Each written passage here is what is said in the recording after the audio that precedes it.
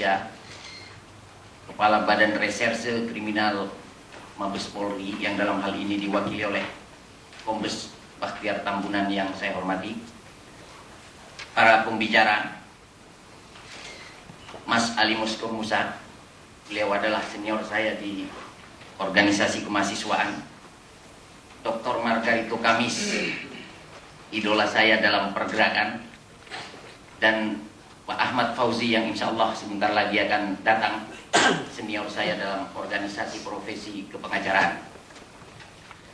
Hadirin peserta seminar dan undangan yang saya muliakan, saya mempersembahkan rasa syukur kepada Allah Subhanahu wa Ta'ala yang atas perkenannya seminar ini dapat diselenggarakan.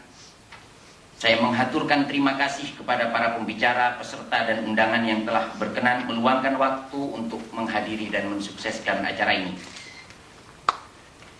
Agak di luar kelaziman, ada seminar yang diselenggarakan oleh kantor advokat. Oleh karena itu relevan saya kemukakan di sini faktor internal dan faktor eksternal yang melatar belakangi keinginan kantor saya untuk menyelenggarakan seminar ini. Faktor internalnya tentang kantor saya. Kantor saya ini diresmikan 16 Juni 2007, belum lama. Walaupun saya mendapat lisensi sebagai pengacara sejak tahun 1995, 12 tahun yang lalu. Semula tidak pernah terlintas di benak saya untuk punya kantor advokat. Saya memang pernah bergabung di beberapa kantor advokat, tapi waktu saya lebih banyak digunakan di bidang akademik, baik sebagai dosen di universitas, sebagai pembicara di seminar, sebagai guru ngaji di musola, itu ada muridnya, dan sebagai staf ahli di lembaga politik. Semula tidak pernah terlintas di benak saya untuk punya kantor advokat, karena saya khawatir terjebak pada prinsip membela yang bayar. Konon sejalan dengan kemajuan sarana komunikasi dan transportasi, materi hukum yang paling berkembang adalah hukum bisnis. Sementara pekerjaan yang paling menjanjikan materi adalah bisnis hukum. Saya sering teringat pesan Nabi yang harus senantiasa diingat oleh para penegak hukum, dari hakim, jaksa, polisi, sampai pengacara. Al-Qudat Thalatha, Isnani finnar wa wahidun fil jannah. Rajulun arafal haqqa faqadha bihi fahuwa fil jannah.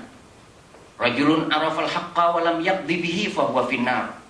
Wa rajulun lam yaqrifil haqqa wa qadha lin nasi ala jahlin fahuwa finnar. Penegak hukum itu ada 3 golongan. 2 golongan masuk neraka, 1 golongan masuk surga. Penegak hukum yang tahu hukum dan menegakkan hukum yang diketahuinya itu akan masuk surga. Penegak hukum yang tahu kebenaran hukum akan tetapi melacurkan hukum dan tidak menegakkannya, dia akan masuk neraka. Golongan yang ketiga adalah penegak hukum yang tidak tahu hukum dan menghukumi manusia dalam kebodohannya, dia akan masuk neraka. Tidak pernah terlintas di benak saya untuk punya kantor advokat, sampai saya bertemu dengan seorang teman yang bersedia memberi saya fasilitas kantor berikut segala kebutuhan untuk sebuah kantor. Saya katakan kalau nawaitunya semata cari duit, saya bukan orang yang tepat. Kalau nawaitunya berjuang untuk kebenaran, limardotillah, uang nomor kesekian, tanpa keraguan, saya katakan saya bersedia dan kita jalan bersama. Dengan kesepakatan demikian, berdirilah kantor advokat saya. Faktor eksternalnya adalah maraknya premanisme. Sudah lama saya sering mendengar keluhan di Bekasi Timur, Tambun, Cibitung, Cikarang, sampai Kerawang. Orang pindahan rumah sampai pekerja bangunan sering menjadi sasaran pemerasan oleh preman. Setelah berkantor di Cikarang, saya mengetahui dan mengalami premanisme yang jauh lebih besar dan lebih canggih. Premanisme yang lebih terorganisir. Premanisme yang melibatkan kaum yang relatif terpelajar. Premanisme yang melibatkan tokoh-tokoh masyarakat. Premanisme yang melibatkan pemilik modal.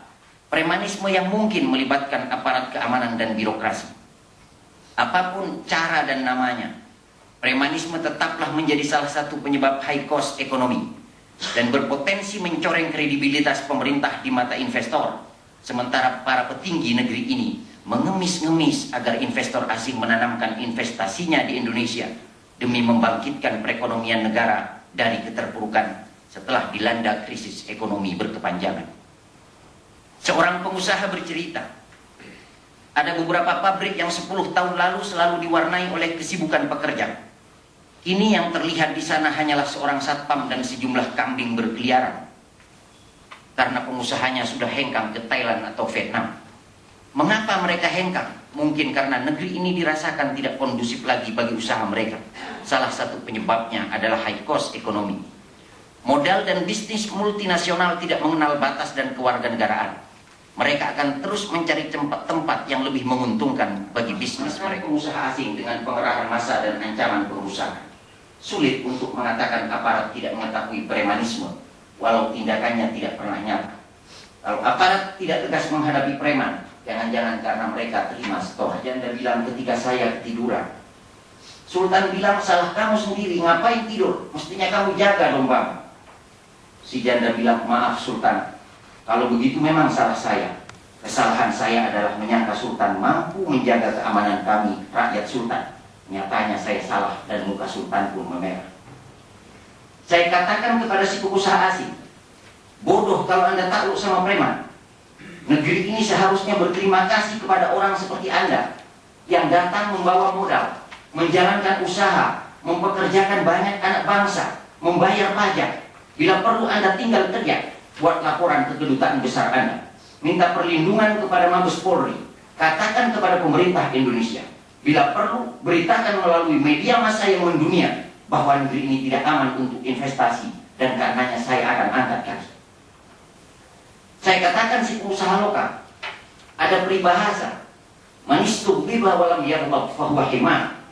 Barang siapa diganggu tapi tidak marah juga, maka dia seperti keledai. Sekarang Anda dihadapkan pada dua pilihan, mau perang atau mau jadi keledai. Perang pun menjadi pilihan.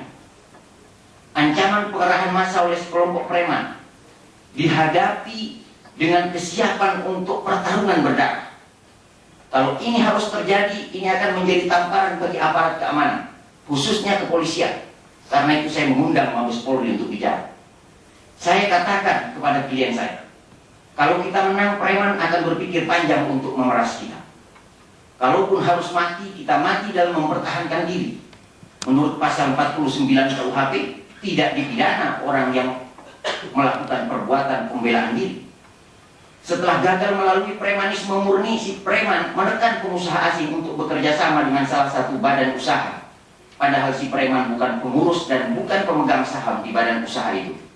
Saya katakan, bekerja sama dengan preman sama dengan turut melestarikannya. Saya sarankan kita harus lawan sampai titik darah yang penghabisan. Pada kesempatan lain datang surat dari Majelis Ulama Kecamatan, mengatasnamakan akan datang didampingi Kapolsek, mengatasnamakan lingkungan, memaksa perusahaan untuk bekerja sama. Menjadi pertanyaan, kalau ulama urus limbah, ini ulama limbah atau limbah ulama? Saya laporkan ini ke MUI Pusat dengan banyak tembusan, antara lain ke Komisi 8 DPR RI. Saya katakan, saya meraih gelar Doktor Ilmu Hukum dari Universitas Indonesia dengan disertasi mengenai hukum Islam. Jelas hal semacam ini adalah penyalahgunaan yang dapat mencemarkan nama baik lembaga agama, dalam hal ini lembaga-lembaga Islam. Saya teringat anekdot tentang Kongres Tokoh Lintas Agama